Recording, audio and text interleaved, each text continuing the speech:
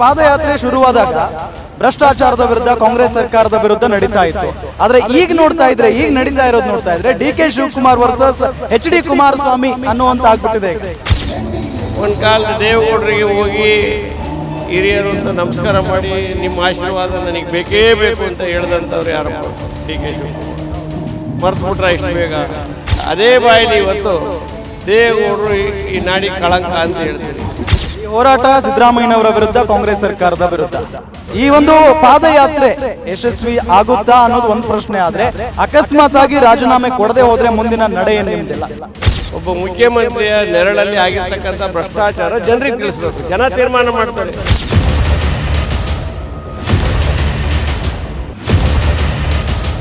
ಭೋಜಗೌಡರಿದ್ದಾರೆ, ಅವ್ರನ್ನ ಮಾತನಾಡಿಸ್ತಾ ಹೋಗ್ತೀನಿ. ಸರ್, 2ನೇ ದಿನದ ಪಾದಯಾತ್ರೆ ಹೇಗೆ ನಡೀತಿದೆ ಸರ್? ಉತ್ಸಾಹ ಕುಂದಿಲ್ಲ. ಉತ್ಸಾಹ ಮೈಸೂರು ಮುಟ್ಟಿ ಸಮಾರಂಭ ಮಾಡೋರಿಗೂ ಇದೇ ಉತ್ಸಾಹ ಇರ್ತದೆ, ಅದರಲ್ಲಿ ಎರಡನೇ ಮಾತಿಲ್ಲ. ಹಾಗಾಗಿ ಎಲ್ಲ ಯುವಕರೆಲ್ಲ ಭಾಳ ಅದ್ಧೂರಿಯಾಗಿ ಹೋಗ್ತಾರೆ. ಇವತ್ತು ಜಾಸ್ತಿ ಆಗಿದೆ ಜನ, ಬೇರೆ ಬೇರೆ ಊರುಗಳಿಂದ ಎಲ್ಲ ಬಂದು ಸೇರ್ತಾ ಇದ್ದಾರೆ. ನಾಳೆನೂ ಕೂಡ ತುಂಬ ಜಾಸ್ತಿ ಆಗ್ತಾರೆ, ಜನ ಜಾಸ್ತಿ ಆಗ್ತಾರೆ. ದೇವೇಗೌಡರ ಬಗ್ಗೆ ಇವತ್ತೇನು ಹೊಸದಲ್ಲ ಅವ್ರು ಮಾತಾಡ್ತಕ್ಕಂಥದ್ದು, ಅವ್ರು ಯಾವಾಗಲೂ ಮಾತಾಡ್ತಾರೆ.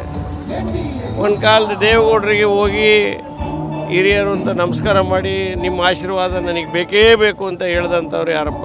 ಡಿ.ಕೆ. ಶಿವಕುಮಾರ್. ಮರ್ತ್ಬಿಟ್ರೆ ಇಷ್ಟು ಬೇಗ?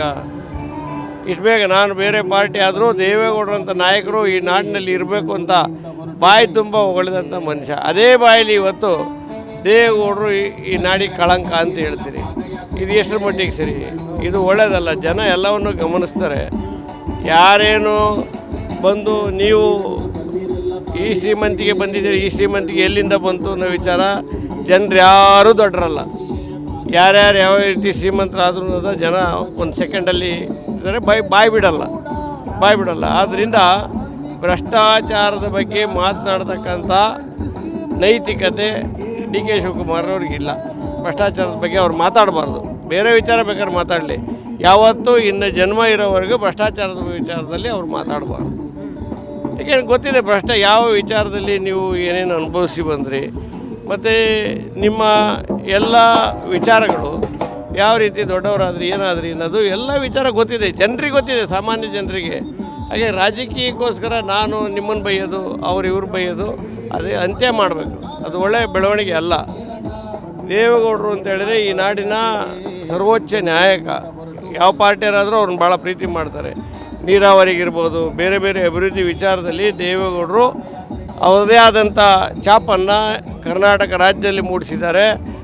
ಪ್ರಧಾನಮಂತ್ರಿ ಆದಾಗ ಕೆಲವು ರಾಜ್ಯಗಳಲ್ಲಿ ಅವ್ರ ಹೆಸರು ಈಗಲೂ ಕೂಡ ಪಂಜಾಬ್ ಅಂತ ರಾಷ್ಟ್ರಗಳಲ್ಲಿ ಇವತ್ತು ಕೂಡ ರಾಜ್ಯಗಳಲ್ಲಿ ಅವ್ರ ಹೆಸರು ಹೇಳ್ತಾ ಇದ್ದಾರೆ.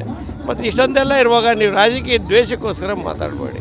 ಈ ಪಾದಯಾತ್ರೆ ಶುರುವಾದಾಗ ಭ್ರಷ್ಟಾಚಾರದ ವಿರುದ್ಧ, ಕಾಂಗ್ರೆಸ್ ಸರ್ಕಾರದ ವಿರುದ್ಧ ನಡೀತಾ ಇತ್ತು. ಆದರೆ ಈಗ ನಡೀತಾ ಇರೋದು ನೋಡ್ತಾ ಇದ್ರೆ D K. Shivakumar versus H D. Kumaraswamy ಅನ್ನುವಂತ ಆಗ್ಬಿಟ್ಟಿದೆ ಈಗ. ಇಲ್ಲ, ಅದೇನಾಗಿದೆ ಆ ಥರ ಏನಿಲ್ಲ. ಅವರು ಕೇಂದ್ರದಲ್ಲಿ ಮಂತ್ರಿ ಇದ್ದಾರೆ, ಇವರು ಇಲ್ಲಿ ಡೆಪ್ಟಿ CM ಇದ್ದಾರೆ. ನಮ್ಮ ಹೋರಾಟ ಭ್ರಷ್ಟಾಚಾರದ ವಿರೋಧನೆ. ಈಗ ಅವು ಯಾರು ಬೇಕಾದ್ರೂ ಮಾಡಿರಲಿ ಭ್ರಷ್ಟಾಚಾರನೇ. ಈ ಭ್ರಷ್ಟಾಚಾರನೇ ಇವತ್ತು ಕೈಗೆತ್ಕೊಂಡು ಹೋಗ್ತಾ ಇರ್ತಕ್ಕಂಥದ್ದು. ನಾವು ಇವತ್ತು ಮೂಢ ಹಗರಣ ಇರ್ಬೋದು, ವಾಲ್ಮೀಕಿ ಮಹರ್ಷಿ ಹಗರಣ ಇರ್ಬೋದು, SC ST ಇದರಲ್ಲಿ ದುರುಪಯೋಗ, ಕೋಟ್ಯಾಂತರ ರೂಪಾಯಿ ದುರುಪಯೋಗ ಇರ್ತಕ್ಕಂಥ ವಿಚಾರ ಇರ್ಬೋದು. ಆ ವಿಚಾರನೇ ಇಟ್ಕೊಂಡು ಇವತ್ತು ಮುಂದೆ ಹೋಗ್ತಾ ಇದ್ದೀವಲ್ಲ. ಆದ್ದರಿಂದ ಇಂಥ ವಿಚಾರಗಳು, ಭ್ರಷ್ಟಾಚಾರದ ಬಗ್ಗೆ ಮಾತನಾಡ್ತಕ್ಕಂಥ ನೈತಿಕತೆಯನ್ನು ಕಾಂಗ್ರೆಸ್ ಅವರು ಕಳ್ಕೊಂಡಿದ್ದಾರೆ.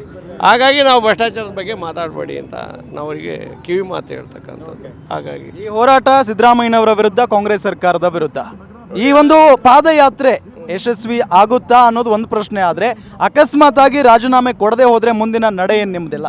ನೋಡಿ, ನಮಗೆ ರಾಜೀನಾಮೆ ಅವ್ರು ಕೊಡಬೇಕು ಅನ್ನೋ ವಿಚಾರ ಮುಖ್ಯ ಅಲ್ಲ. ಒಬ್ಬ ಮುಖ್ಯಮಂತ್ರಿಯ ನೆರಳಲ್ಲಿ ಆಗಿರ್ತಕ್ಕಂಥ ಭ್ರಷ್ಟಾಚಾರ ಜನರಿಗೆ ತಿಳಿಸ್ಬೇಕು, ಜನ ತೀರ್ಮಾನ ಮಾಡ್ತಾರೆ. ಜನಾದೇಶದ ಮುಂದೆ, ಜನತಾ ನ್ಯಾಯಾಲಯದ ಮುಂದೆ ಯಾರು ದೊಡ್ಡವರನ್ನಲ್ಲ. ಈ ಭ್ರಷ್ಟಾಚಾರ ಆಗಿದೆಯೇ ಇಲ್ಲ ಅನ್ನೋ ವಿಚಾರನ ನಮಗೆ ಕೊಟ್ಟಂಥ ಅಧಿಕಾರ ಕೊಟ್ಟಂಥ ಹೌಸ್ಗಳಲ್ಲಿ ಅದು ನಮ್ಮ ವಿಧಾನ ಪರಿಷತ್ ಇರ್ಬೋದು, ವಿಧಾನಸಭೆ ಇರ್ಬೋದು, ಅಲ್ಲಿ ಚರ್ಚೆ ಆಗಬೇಕಲ್ವ? ನೀವು ಚರ್ಚೆಗೆ ಯಾಕೆ ಅವಕಾಶ ಕೊಡಲಿಲ್ಲ? ನಮಗೆ ಈ ರಾಜ್ಯದಲ್ಲಿ 14 ಬಜೆಟನ್ನು ಮಂಡನೆ ಮಾಡಿದಂಥ ಸಿದ್ದರಾಮಯ್ಯನವರು ಕಳಂಕರಹಿತ ಅಂತ ಗೊತ್ತಾಗಬೇಕು ನಮಗೆ. ಅದಕ್ಕೋಸ್ಕರ ನಾವು ವಿಧಾನ ಪರಿಷತ್ತಲ್ಲಿ ನಾವು ಅದನ್ನು ಚರ್ಚೆಗೆ ಕೇಳಿದ್ದು. ನೀವು ಅವಕಾಶ ಕೊಡಲಿಲ್ಲ, ಪಲಾಯನ ಮಾಡಿದವ್ರು ನೀವು. ಹಾಗಾಗಿ ನಾವಿವತ್ತು ಜನತಾ ನ್ಯಾಯದ ಮುಂದೆ ಹೋಗ್ತಾ ಇದ್ದೀವಿ ನಾವು. ಹಾಗೆ ಭ್ರಷ್ಟಾಚಾರ 100ಕ್ಕೆ 100 ಭ್ರಷ್ಟಾಚಾರ ಅಂಶವನ್ನೇ ಇಟ್ಕೊಂಡು ನಾವು ಇವತ್ತು ಪಾದಯಾತ್ರೆ ಮಾಡ್ತಾ ಇರೋದು. ಪಾದಯಾತ್ರೆ 200% ಸಕ್ಸಸ್ ಆಗಿದೆ. ಇನ್ನೂ ಸಕ್ಸಸ್ ಇದೆ. ಮೈಸೂರಲ್ಲಿ ಸಮಾರೋಪ ಭಾಷಣವನ್ನು ಬನ್ನಿ ಕೇಳೋಣ ಎಲ್ಲರೂ. ಎಸ್, ಇದು ವಿಧಾನ ಪರಿಷತ್ನ ವಿಪಕ್ಷ ನಾಯಕ, JDSನ ವಿಪಕ್ಷ ನಾಯಕ ಭೋಜೇಗೌಡರ ಮಾತು. ನೋಡೋಣ ಮುಂದಿನ ದಿನಗಳಲ್ಲಿ ಏನಾಗುತ್ತೆ ಅಂತ ಹೇಳಿ. ಗ್ಯಾರಂಟಿ ನ್ಯೂಸ್, ಸುದ್ದಿ ಖಚಿತ, ನ್ಯಾಯ ನಿಶ್ಚಿತ.